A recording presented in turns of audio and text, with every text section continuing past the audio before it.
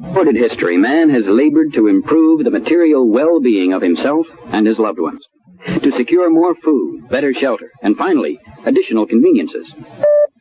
In America, under a written constitution that established a limited form of government, man made great leaps forward in a relatively short period of time. Here, where man was really free for the first time, his unrestrained ingenuity increased productivity enormously to achieve an abundance of material blessings only dreamed of in ancient times. The proverbial horn of plenty has truly overflowed. The variety and volume of material goods available today would have staggered the senses of history's mightiest and richest kings. Despite their power and riches, they had no access to the abundance available to the average American like Mr. and Mrs. Jones. And Mr. and Mrs. Jones stroll through their material wonderland, taking it all for granted, showing concern only when something distracts them. Mrs. Jones picks up a loaf of bread and is about to put it in her basket when she notices the price, 42 cents. She stops, thinks back to last week when she shopped, and recalls that the same loaf of bread was 39 cents. She's upset, of course, and complains to Mr. Jones that everything seems to be going up. They're both quick to blame this particular price increase on the store, the baker, and, of course, the wheat grower. Unfortunately, the Joneses have completely overlooked the real culprit in creating what they think of as inflation.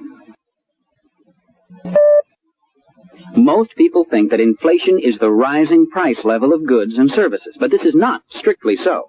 For the rising prices are a result of inflation, not inflation itself.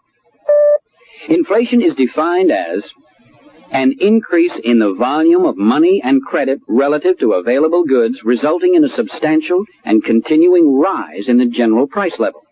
There's nothing deep or hard to grasp about inflation. When the amount of money and credit in circulation increases at the same rate as productivity increases the amount of goods available, prices of the available goods remain generally stable. But should the amount of money and credit in circulation increase without a corresponding increase in the amount of available goods, prices of available goods will be forced upward by the inflated volume of money and credit. In an exchange economy such as the United States, people exchange their labor or goods and services for the thing called money, which they then use to purchase the goods and services they desire. If the items used as money have no actual value, nor are they representative of and redeemable in something that does have actual value, the money itself cannot be considered real wealth. Unvalued money is fiat money, and people accept it for their goods and services, and hope that they will be able to exchange the fiat money for the goods and services of others. Such an arrangement can be quite convenient, but is also subject to an obvious weakness. The items actually used as money do not come into existence automatically. They are created by someone out of something. Of the many items that have been used as money, the most successful has been gold, which possesses certain special qualities. Gold has value in itself, for as a commodity it has numerous uses. As a medium of exchange, gold was and still is highly dependable. For although the supply can be increased, the increase is limited by how rapidly it can be located, mined, and processed. Unfortunately, gold's scarcity, an asset that makes it desirable as a medium of exchange, can also present a serious problem. As a population grows and the amount of goods available increases, what happens to the need for money in circulation? A simple illustration answers the question. Two people, using money to exchange their goods and services to each other, find it desirable to have 6 pieces of money available to efficiently carry on the exchange process. If a third person joins the group and adds to the supply of goods and services available, a larger total number of pieces of money will be necessary if the exchange process is to function as efficiently as when there were only 2 people. When gold is the only medium of exchange in use, unless the supply increases as rapidly as the population and the amount of goods and services available, the exchange process becomes restricted. Gold is somewhat limited in its ability to meet every legitimate need for an increase in the amount of money in circulation. The use of printed paper money as a medium of exchange goes back in history many centuries and appears to have begun in China. Marco Polo returned from China with a tale of how the Emperor Kublai Khan had seized all the gold in his domain, and then issued pieces of paper with a value written on them, which the people had to accept at face value. This scheme soon found favor in other parts of the world. Governments discovered they could obtain money by simply printing paper, and they did so. The results of fiat money have always been disastrous for the people who actually created the goods and services that existed. The experience of the people of Germany following World War I is a graphic example. In 1922, the people of Germany were suffering through severe shortages of material goods and rapidly rising prices, while their political leaders were increasing government spending and simply issuing unbacked paper money to pay the bills. This irresponsible inflation of the money supply, which had already driven the value of the German mark down to 162 to $1 US from the pre-1914 level of 4.2 to $1 US, rapidly reached incredible proportions. The German mark, from the level of 162 to $1 US in early 1922, fell to over 4 trillion marks to $1 US on November 20th, 1923. In Germany, million, billion, and finally trillion mark notes became commonplace but worthless. The postage to send a local letter was 100 billion marks, and a sack of paper money brought only a single loaf of bread. Those on fixed incomes and the thrifty, responsible people who had savings, insurance policies, and other investments lost everything they had worked a lifetime for. They were the victims of their own government's manipulation of the money supply. Attempts by governments to manipulate the amount of money in circulation have always been disastrous.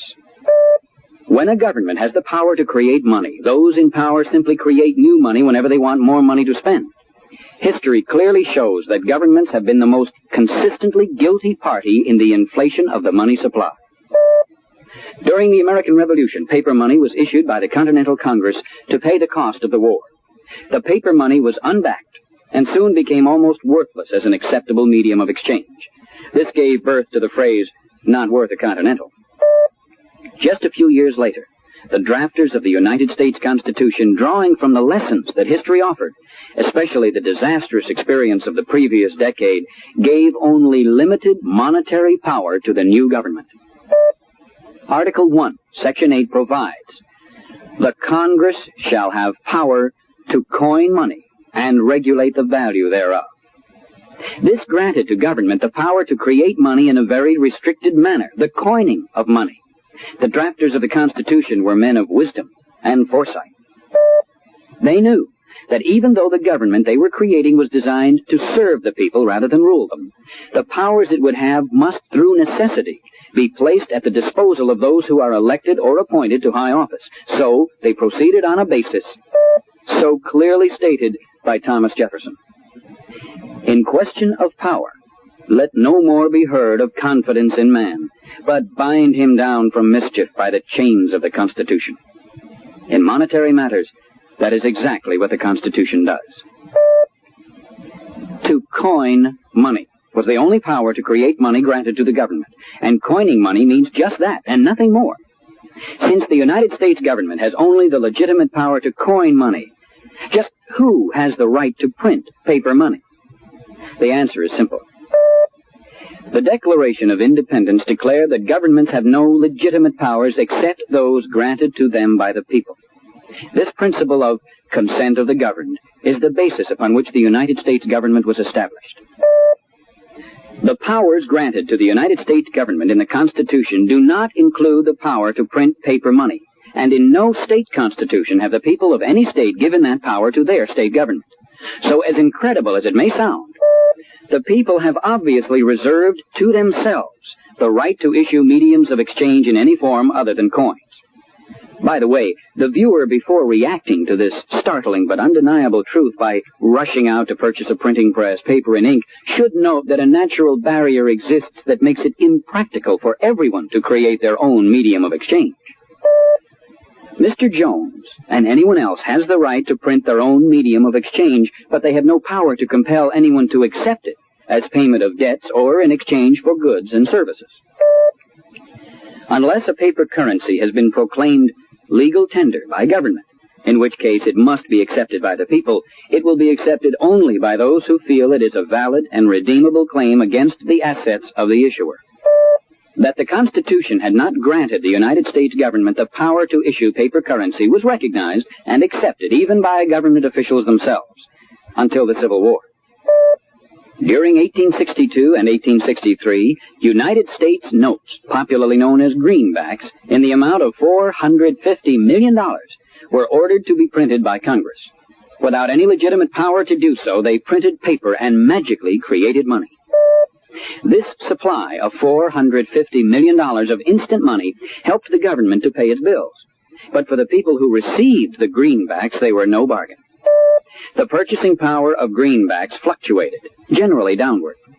During the summer of 1864, goods that could be purchased for a $20 gold piece cost $50 in greenbacks. The issuance of gold certificates and later silver certificates was the next act of monetary sleight of hand by those in government. The premise and argument offered was quite simple. The government has the power to coin money, to mint silver and gold into coins that may be put into circulation, granted in Article 1, Section 8. Since coins are heavy and burdensome, the people will find it more convenient, and it will be less expensive if the government issues paper substitutes. Of course, the amount of paper substitutes issued by the government would not exceed the amount of coins that could be minted from the gold and silver actually held by the government. This change in concept, although clearly a perversion of the monetary powers granted to government, left the government with still only very restricted powers to create money. The next important step of monetary manipulation occurred in 1913. President Woodrow Wilson, on December 23, 1913, signed the Federal Reserve Act. This initiated the creation of the Federal Reserve System, which was to provide a panacea long sought by politicians and economists, a controlled expansion of the money supply. The country was divided into 12 geographic districts, with each district to have one Federal Reserve Bank. The act required that all nationally chartered banks contribute a percentage of their assets to the Reserve Bank in their district. Capital stock in each Federal Reserve Bank was issued to the member banks for their contributions. This was stock in name only, for it could not be sold or transferred and did not entitle the member banks to actually control the Federal Reserve Banks. The government-established reserve banks were to operate within government-established limits that could be changed at any time by the government, and were subject to rules and regulations issued by what is now known as the Board of Governors, 7 political appointees chosen by the President with the consent of the Senate. Each of the 12 Federal Reserve Banks was to be able to issue Federal Reserve notes, which would be claims against the Reserve Bank's assets. The government proclaimed that the notes would be legal tender, which must be accepted as lawful money, and that they would also be an obligation of the United States.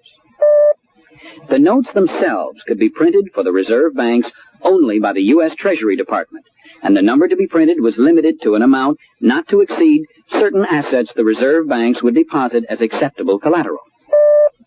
The Reserve Banks dealt primarily with member banks, and could actually increase the volume of money in circulation by investing in certain commercial credit transactions defined as notes, drafts, and bills of exchange issued or drawn for agricultural, industrial, or commercial purposes that matured within 90 days. Investing in these short-term goods-producing transactions was to result in an increase in the amount of goods available, and also increase the amount of money in circulation and new credit available to balance the situation. How beneficial or harmful this limited amount of monetary manipulation could have been is debatable, but not really important, for changes began taking place almost at once.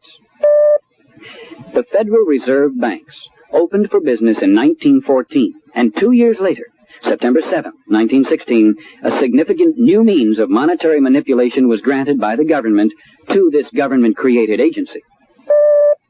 The reserve banks could now loan money directly to member banks on the basis of their promissory notes secured by certain commercial credit, which included bonds or notes of the United States. To whom this new power was important became apparent almost immediately. World War I was already sweeping across Europe, and soon American fighting men were involved. When America entered the war, government spending took a gigantic jump upward. Other than coining money, the government has only two legitimate ways of obtaining money to pay its bills. One, taxes, and two, borrowing against the credit of the United States. Higher taxes are never popular with the citizens, so politicians have usually found borrowing, spend now, pay later, to be far more politically expedient. The government debt, which had been $1.2 billion on June 30th, 1916, ballooned to $25.5 billion in just 3 years. The government had borrowed over $24 billion from somewhere during this 3-year period. How they were able to do so is quite simple. Banks across the nation bought huge amounts of government bonds, for that was the patriotic thing to do. Government securities went to the bank, and the bank's money went to the government. The bank could replace its money by borrowing money from the Federal Reserve Bank on the basis of its promissory note secured by the government bonds. The Federal Reserve Bank could replace its money by ordering new Federal Reserve notes from the government, with the government bond secured promissory note of the local bank deposited as collateral. The government now actually had newly created money, which it put into circulation by paying its bills. The government could now spend more money because the increased supply of money generated an even greater amount of available credit, and the people could now be sold even more government bonds. This procedure had just one restraining factor. New money could be created only temporarily, for only short-term government securities could be used as security for the bank promissory notes that were used by the reserve banks as collateral for new Federal Reserve notes. Shortly after the war, America entered the era of the Roaring Twenties. People were enjoying the good life materially. Business was booming, and even government was prospering as revenues from taxes exceeded spending year after year. The national debt, which had been $25.5 billion in 1919, was being paid off, and by 1930 had been reduced to just over $16 billion. The crash came in October 1929. And an economic depression almost paralyzed the nation. For most Americans, it was a bleak time. They tightened their belts and tried to provide for their loved ones as best they could. Government income from taxes decreased, but the politicians increased rather than reduced government spending and fell back on borrowing the money to pay the bills. But the overspending was somewhat handicapped, for the people lacked the money and credit to purchase very many government bonds and notes. On February 27, 1932, the Glass-Steagall Act became law and declared that any government security or obligation purchased by the Federal Reserve banks would be acceptable to the government as collateral for new Federal Reserve notes to be printed for the reserve banks. Politicians could now issue and sell an unlimited amount of bonds and notes to obtain the money to pay for their spending programs. Government overspending could now be changed into new money permanently in circulation. And this is what began happening. During the 4 months immediately following passage of the Glass-Steagall Act, enough government security to increase the government debt by $1.3 billion.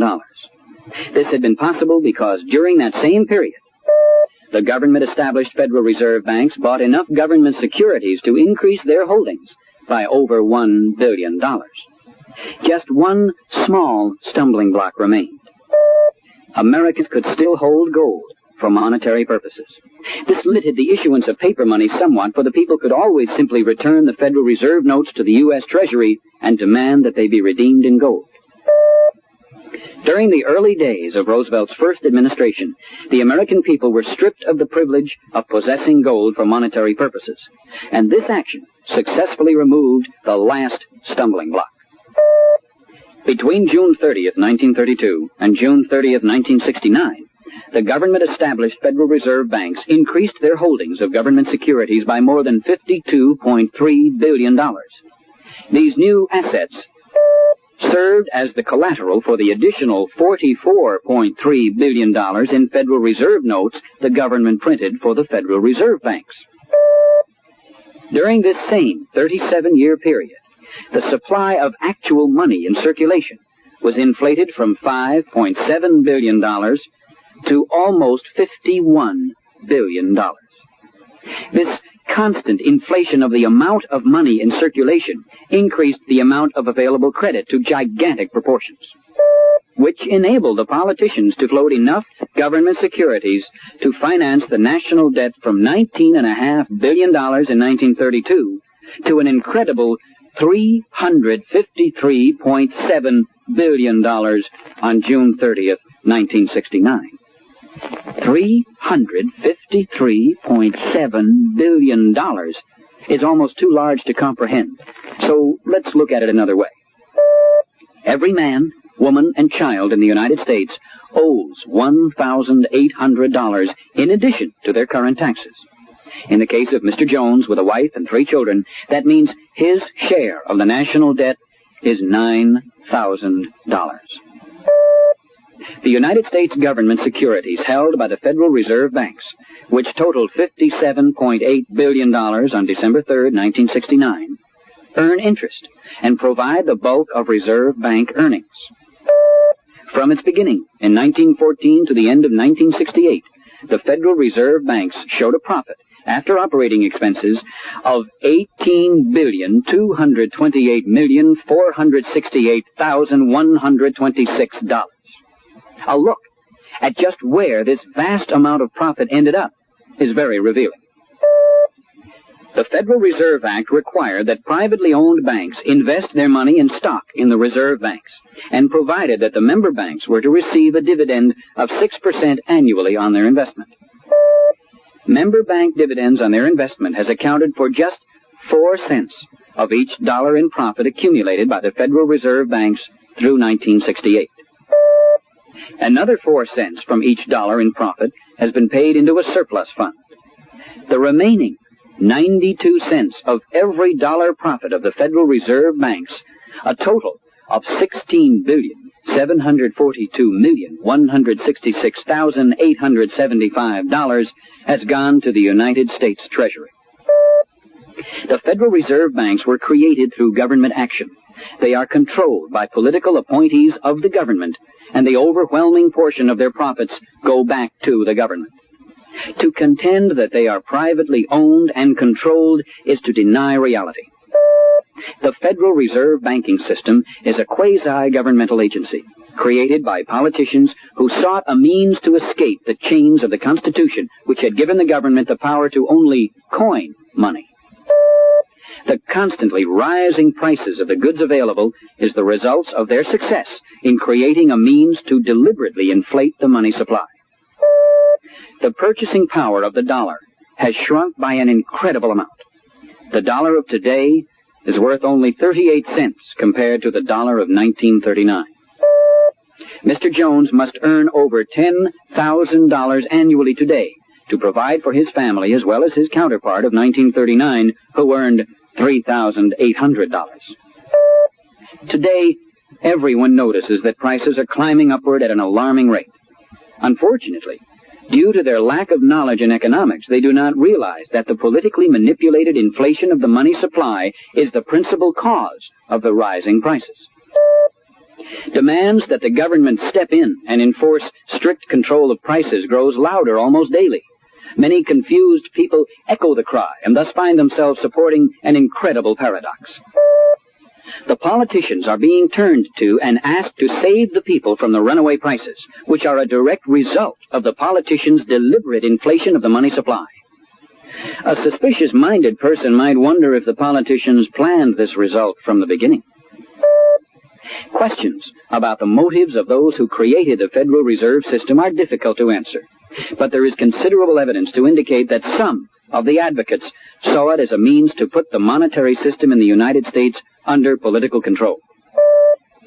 This book, Philip Drew, Administrator, The Story of Tomorrow, first appeared in 1912, the year before the Federal Reserve Act was passed. The author, who was anonymous at the time, told how his hero, Philip Drew, by cleverly exploiting turmoil in America, had seized control of the government. Philip Drew was portrayed as pure of heart, all-knowing and so completely unselfish that as a dictator he was actually a blessing for the people. He cleansed America of all its so-called ills and inequities, rode off into the sunset, and the people lived happily ever after. The book obviously reflected the political philosophy and ambitions of its author. Years later, it was revealed that the author of Philip Drew, Administrator, was Colonel E. Mandel House. Colonel House was a powerful political manipulator who never sought nor held any public office during his long career. However, House was the closest confidant and the most trusted and listened to advisor of Woodrow Wilson before and during Wilson's presidency. His influence over President Wilson has been described as almost hypnotic. These now rare volumes, The Intimate Papers of Colonel House, were published in 1926 and shed light for the first time on the vital role that House had played in the creation of the Federal Reserve System. These papers revealed that even before Wilson's inauguration as president in March 1913, House was holding meetings with those in the Congress who were later to introduce the Federal Reserve Act of 1913. Later, although Wilson was the president, Colonel House assured Carter Glass, the chief congressional sponsor of the bill, that he, House, would have the president bring pressure to bear if that was necessary to get the bill passed.